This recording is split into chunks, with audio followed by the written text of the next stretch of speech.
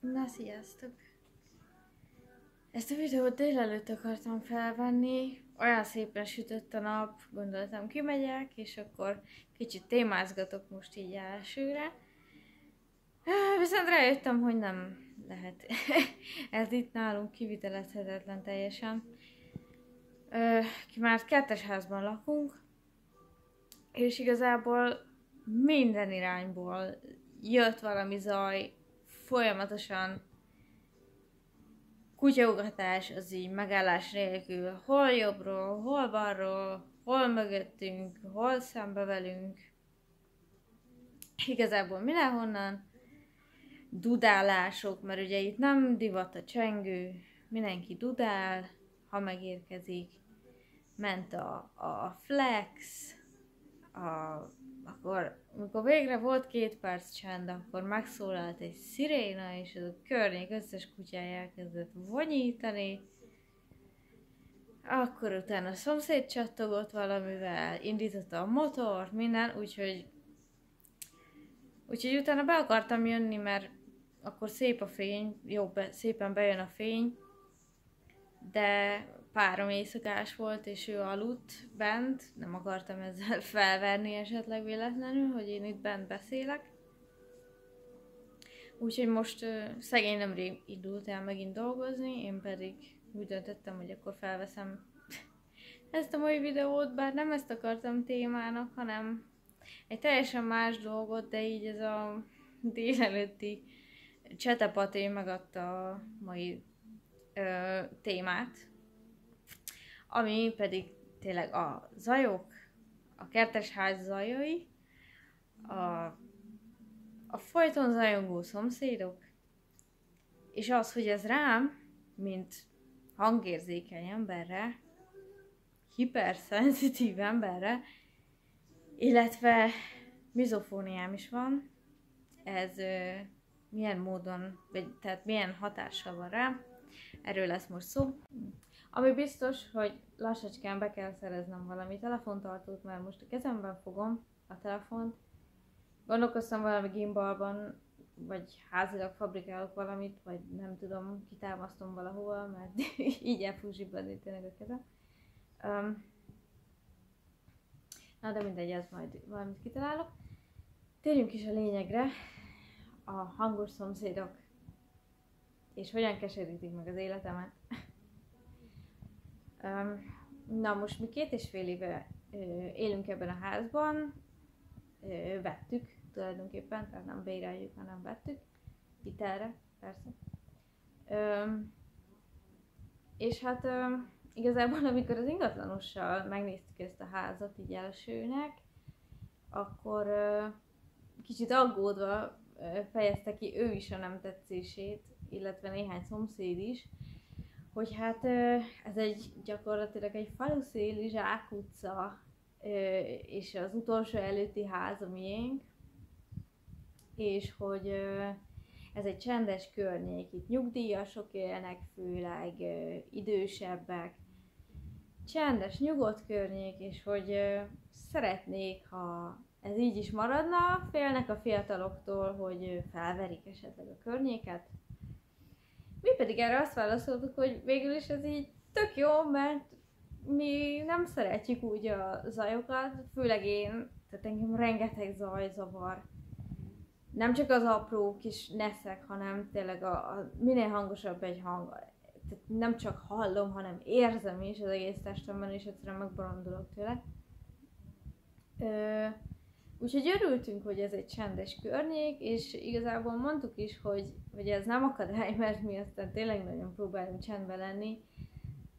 És ez azóta is így van, tehát mi nem azt mondom, hogy lidércként éljük az életünket, de tényleg próbálunk elkerülni minden felesleges zajt, ami tényleg nem muszáj, hogy kiadjuk. Gondolok itt arra, hogy mondjuk tényleg, tehát én szoktam általában füvet nyírni, de az nyilván az egy muszáj. És elég nagy a kertünk, tehát próbáltam versenyezni az idővel, és a leggyorsabb is, hogyha megállás nélkül nyírom, az is 2 óra hossza. Ennél gyorsabban egyszerűen képtelen vagyok, de hogy talán ez az egyetlen olyan dolog, amiből észrevehetik a szomszédok, hogy lakik itt valaki. Most zenét nem hallgatunk, legalábbis kint az udvaron nem. Ment a házban szoktunk, szeretjük, hogyha így szól egy háttérzaj, de csak így lehet, hogy a videóban is hallatszik, de így szépen halkan, csak ilyen kis, hogy valami azért legyen, kicsit dob a hangulatom. De tényleg nem szoktunk hangos tevékenységeket folytatni. Ja, közben gyorsan átkapcsoltam a zenét, mert pont olyan volt, ami lehet, hogy zavaró lesz így a videóban. Szóval, hogy olyan szinten nem hangoskodunk, hogy képzeljétek el, nálunk még, tehát van 2 kutyánk, és még ők sem hangoskodnak. Tehát igazából vettem a fáradtságot, és megtanítottam nekik, hogy ne ugassanak feleslegesen. Tehát ez gyakorlatban úgy jelenik meg, hogy nagyon-nagyon-nagyon ritkán vakkantanak, véletlenül. Tehát, hogyha tényleg minden kötél szakad, akkor vakkantanak. Én meg igazából egyből rájuk nézek, egyből megnézem őket, hogy mi történt, mert tényleg, hogyha ők hangot adnak ki, akkor valami tényleg van. És például egyszer így jelzett a nagyobbik kutyám, hogy valaki egy kis macskát rakott a kapunk elé egy dobozban. Az nem itt volt, ez még nem itt laktunk akkor, de hogy akkor már ők már akkor meg voltak tanítva, tehát mi már eleve így jöttünk ide, hogy a mi kutyáink csendesek nagyon. És tényleg elmehet itt az utcán bárki, gyalogos, biciklis, a gyerek azzal az idegesítő kis műanyag motorral, kutyasétáltató, bárki, nem. Még csak oda sem mennek a kapuba, tehát hogy nem is érdekli őket. Nem, hogy még őrjöngenének, tehát hogy rajtunk kívül az összes kutya ilyenkor rá van teljesen pörögve, tépi, örjöngve, fejen pörögve a kaput, a kerítést, és nagyon-nagyon nehezen nyugszanak meg. Na ezzel szemben az én kutyáim konkrétan a fülüket sem mozdítják ezekre, tehát még a postásra sem. Ha valaki csenget hozzánk, az se. És azt se szeretem, mert egyébként most nem sűrűn jönnek hozzánk emberek, általában a postás, de nem szeretem, hogyha közben ott őrjöngenek a kapuban a kutyák, és nem halljuk egymás szavát, tehát hogy egyszerűen én úgy érzem, hogy minden tekintetben így a kényelmes, és így tud megmaradni a nyugalom, hogyha a kutyák nem ugatnak feleslegesen. Gyakorlatilag sem értem annak, hogy ugassanak, tehát hogy ők maguk is csak idegesek lesznek tőle, én úgy látom. Minket is idegesítenek, engem is idegesítenek, a szomszédokat is idegesítik, és majd mindjárt mondok egy sztorit is ezzel kapcsolatban. De szóval, hogy igen, tehát, hogy mi nagyon csendesek vagyunk, és egyébként, tehát, hogy így, hogy a kutyák sem ugatnak. Így volt olyan szomszédunk, és régen szemben lakik, aki nagyjából fél évvel azután vett észre, hogy egyáltalán nekünk van kutyánk. Azt is csak azért, mert sétáltattuk, és ő éppen kint volt az utcán, és látta. És ami sztorit akarok mondani, az az, hogy még nagyon az elején voltunk, tehát nagyjából 1-2 hete lakhattunk itt, és elmentünk bevásárolni. Addig a kutyákat kint hagytuk az udvaron. Gyakorlatilag előzőleg is sokat voltak kint, tehát ahol ezelőtt laktunk, ott is sokszor voltak kint. Így nem is gondoltunk, hogy bármi baj lehet ebből. És igazából a kisebbik kutyánk fura volt neki a helyzet, szerintem nem értette, hogy miért hagyjuk itt, és hát ő kibújt a kapu alá, nem is gondoltuk, hogy kibírja magát préselni. Tehát megnéztük, hogy tehát nem fér ki, hát akkora, hogy nem fér ki.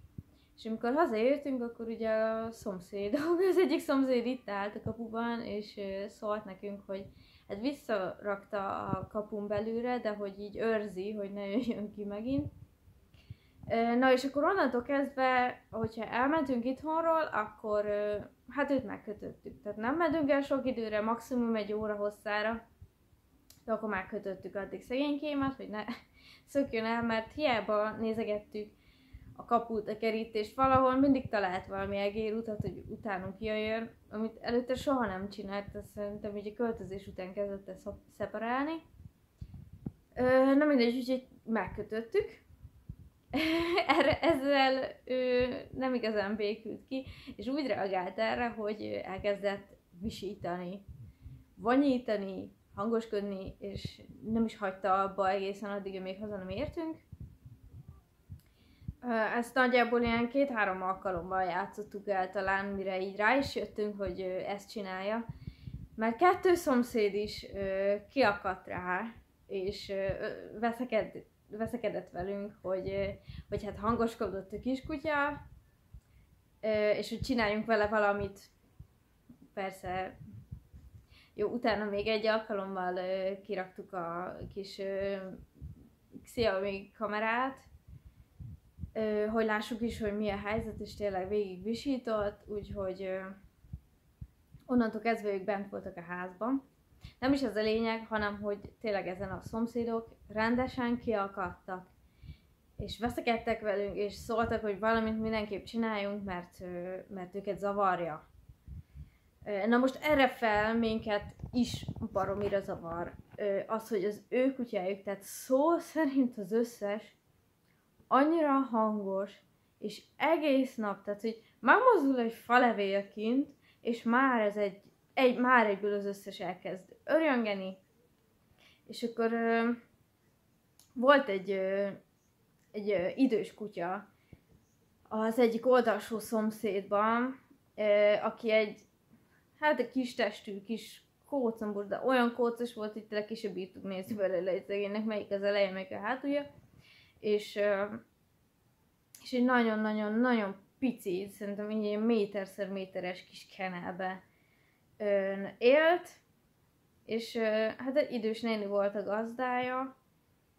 Hát nem nagyon láttuk, hogy foglalkozna vele, nem is volt nagyon kiengedve, minden.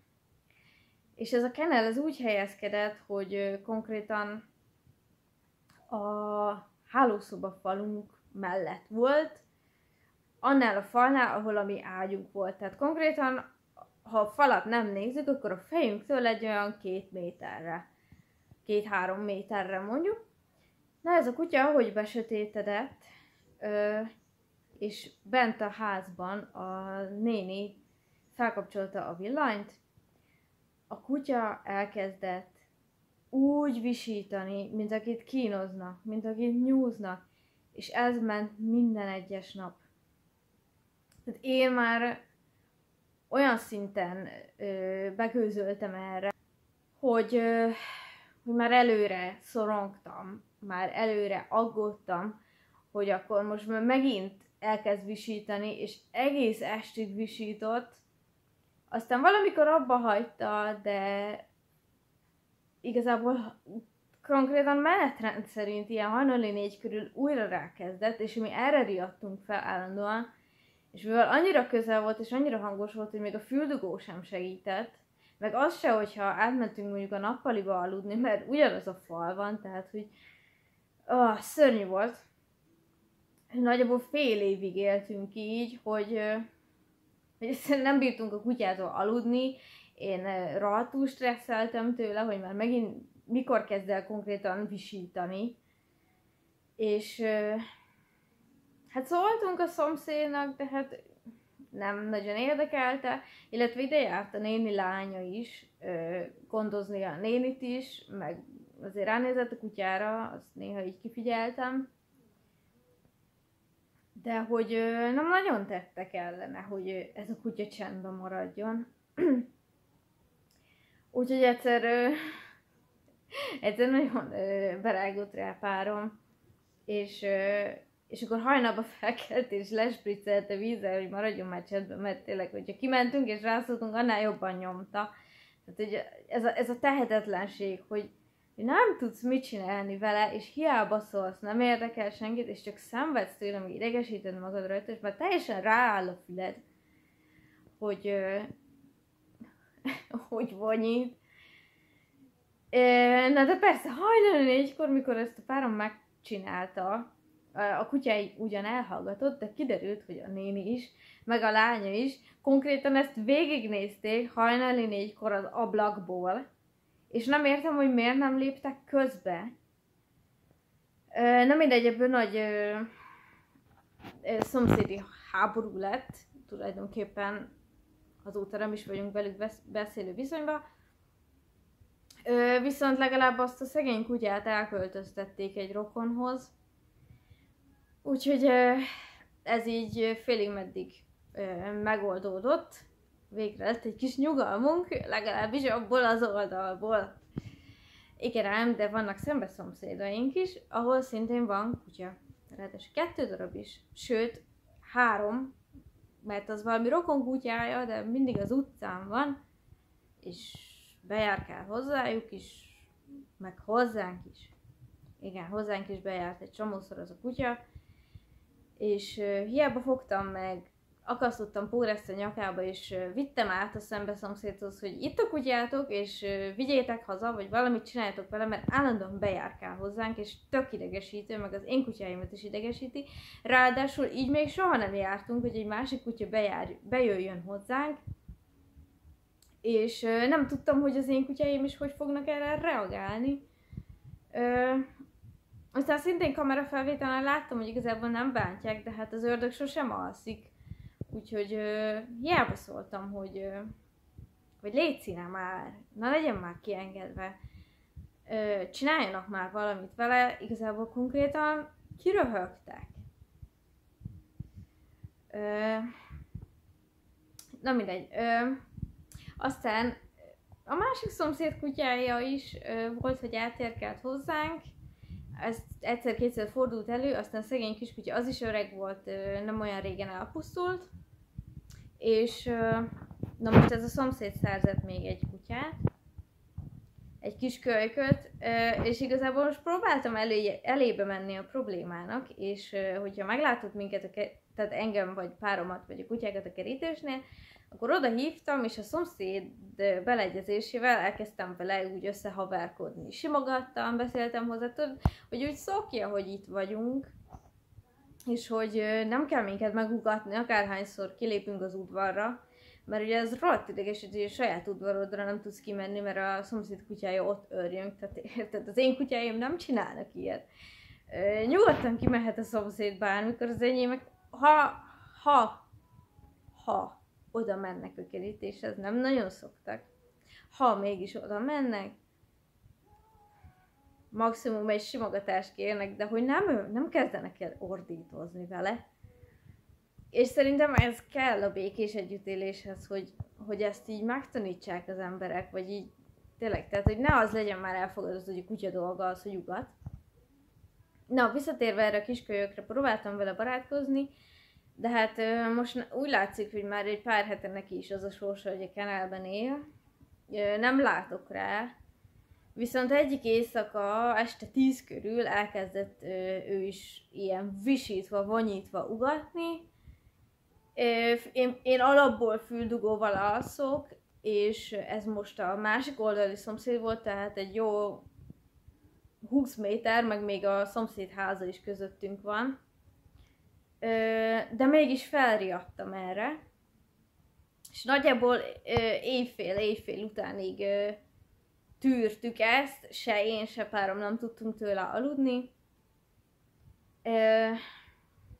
És igazából hát kimentem, megpróbáltam rászólni, hogy maradjon már csendbe. Kicsit elterelni a figyelmét, mert igazából fogalmam sincs, hogy mit ugatott. Mert csendes volt rajta kívül az utca. Egy lélek nem járt ott, nem történt konkrétan semmi, de ő úgy visított, mint a fene.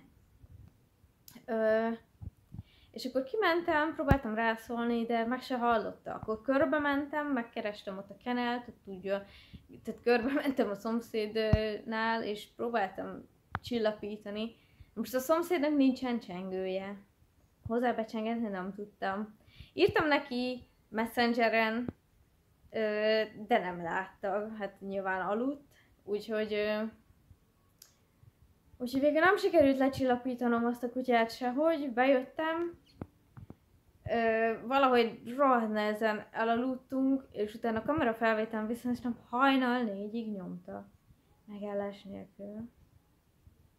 Ami számomra hihetetlen. És mindjárt besötétedik, úgyhogy lehet, hogy ezt a videót ezt most itt abba hagyom. És majd legközelebb jövök, éppen elég témázgatás és kitálalás volt ez most. Nagyjából ennyit is szerettem volna így tartalmilag a videóban. Aztán remélhetőleg egy kicsit ügyesebb leszek a jövőben, de már kezdem is úgy reméljük, hogy... Na, sziasztok!